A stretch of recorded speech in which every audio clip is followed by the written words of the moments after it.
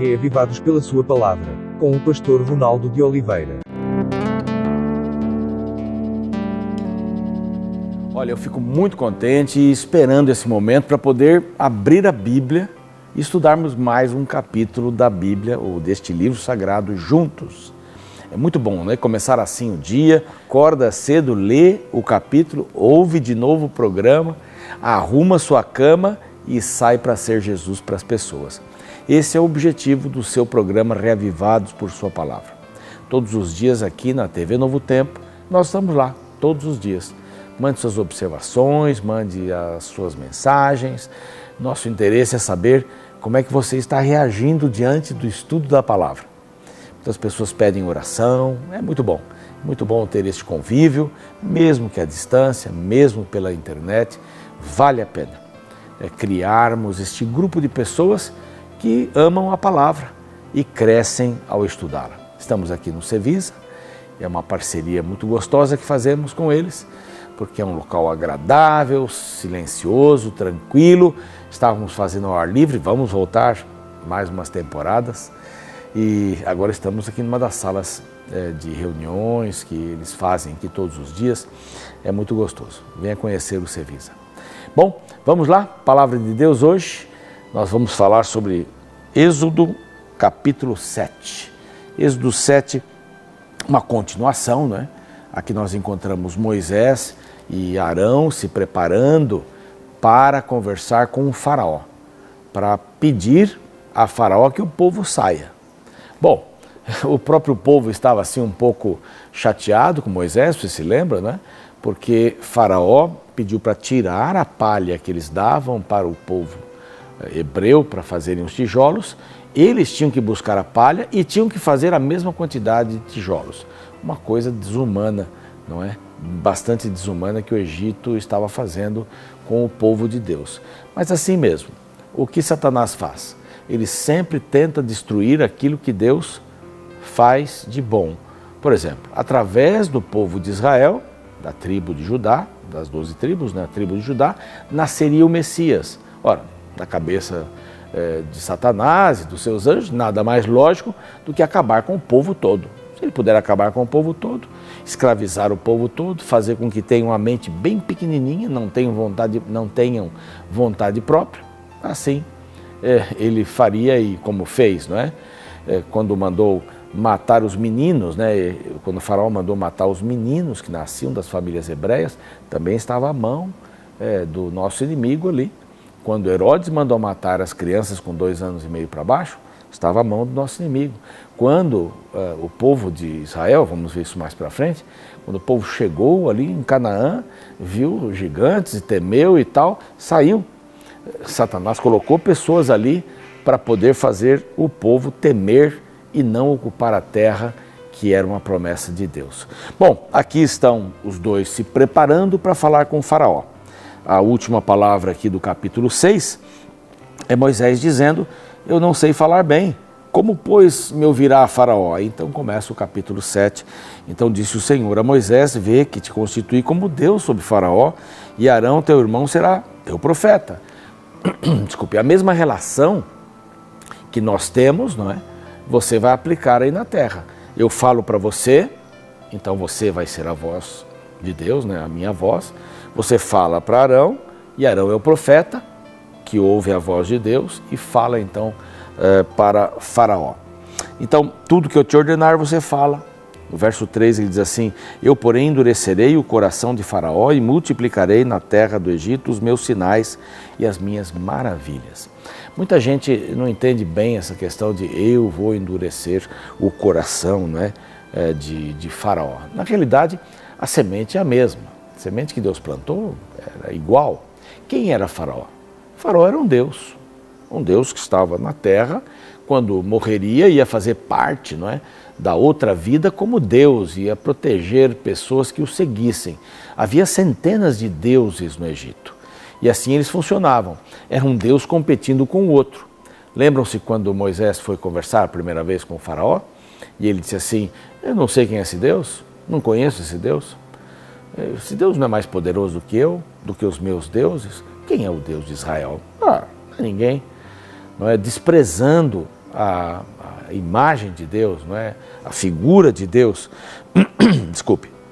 E agora ele diz assim, endurecerei o coração de Faraó. Bom, claro, todas as vezes que Deus falava com ele, ele endurecia o coração. Ele não queria uma competição, um outro Deus, porque ele era Deus, havia outros deuses no Egito, e o Deus de Israel, o Deus de escravos, mas ele ainda mantém esse povo escravo, esse Deus é muito fraquinho, então não presta. E eles começaram a conversar na direção de falar ou andar na direção de falar com o faraó. Moisés tinha 80 anos, diz aqui, era a segunda fase, né? Vai entrar a terceira fase logo de Moisés, os últimos 40 anos. E aqui, deixa eu arrumar aqui minha Bíblia, e aqui nós encontramos no verso 8, e assim Moisés e Arão fizeram como Deus ordenara. Verso 8, isso verso 6, né? Verso 8, falou então o Senhor a Moisés e a Arão, quando o faraó vos disser, fazei milagres que vos acreditem, dirás a Arão, toma o teu bordão, lança-o diante de Faraó, e o bordão se transformará em serpente. Lembram-se? Isso já aconteceu lá na sarça ardente. Então, vão diante de Faraó, ele vai dizer assim, então mostra alguns milagres aí para mim. Joga o bordão no chão. E eles fizeram isso, foram diante de Faraó, que pediu que eles fizessem o milagre, e fizeram diante dos oficiais de Faraó, o lançamento do bordão, se transformou numa serpente, e os magos, os sábios lá de Faraó também fizeram a mesma coisa. Só que a serpente de Moisés, né, comia a serpente dos magos lá, dos encantadores de Faraó. Mas ele endureceu o seu coração, verso 13 diz assim, endureceu todavia o coração de Faraó e não os ouviu como o Senhor tinha dito. Acontece agora a primeira praga. E a primeira praga, esses sinais que Deus disse, né, que aconteceriam, a primeira praga é justamente sobre o Nilo, o bem mais precioso daquele povo do Egito. O Nilo não era só um objeto de adoração, como um deus, não é? Tudo que vinha do Nilo era bom. Havia as enchentes do Nilo, e com essas enchentes do Nilo, a água passava por aquele local semidesértico e produzia vida. E quando voltava o Nilo ao seu curso normal, então eles tinham como plantar, então as margens do Nilo eram muito férteis, né? O próprio povo de Israel estava à margem do delta do Nilo, lá para cima. E ali eles plantavam, eles cultivavam, eles mantinham seus animais. Então o Nilo o Egito, né, dependia muito do Nilo. O Egito não seria o Egito sem o Nilo. Então, além de ter um fator espiritual, adoravam o rio também, né? Era um deus para eles, também havia a questão da dependência econômica, da dependência da vida. Então, o sinal seria no rio Nilo. O rio seria maldito, seria amaldiçoado. E o que aconteceu? Faraó estava saindo para o seu banho matinal no deus Nilo, e quando saiu, o Senhor Deus pediu que eles solicitassem a Faraó que saíssem novamente, né? Deixa o povo sair. Faraó negou. No verso 17 diz assim, nisto saberás que eu sou o Senhor. Com este bordão que eu tenho, verso 17, né? Na mão ferirei as águas do rio e se tornarão como sangue. E foi exatamente o que aconteceu. Quando ele bateu, as águas se transformaram em sangue. E os magos fizeram alguma coisa semelhante também. E por 7 dias o rio ficou como sangue. Os egípcios precisaram cavar poços ali ao redor para obter a água pura. Bom, o caso estava bastante difícil, por quê? Porque os peixes morreram, não é? A vida que o rio produzia para o povo do Egito, imaginem quantidades de peixes que estavam mortos agora nas margens do rio. Esses peixes que seriam pescados, seriam comidos, agora não prestavam para mais nada. E começou a cheirar mal tudo aquilo.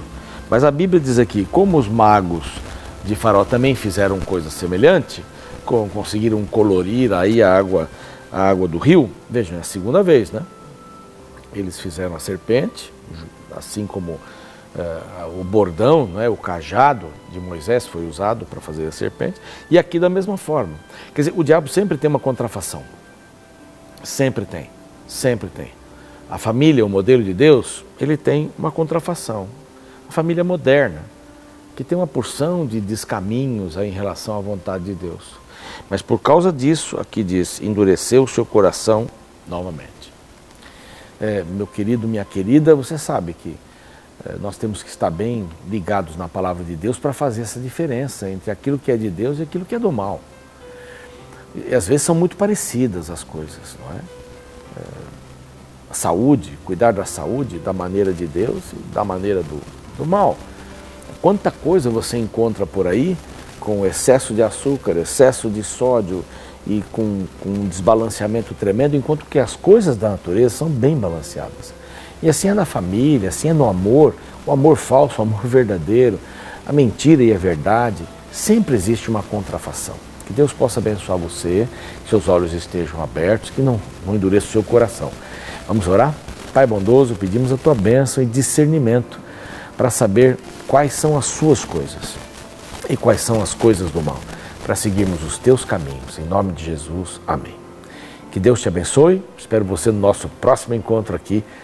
Um abraço e até lá.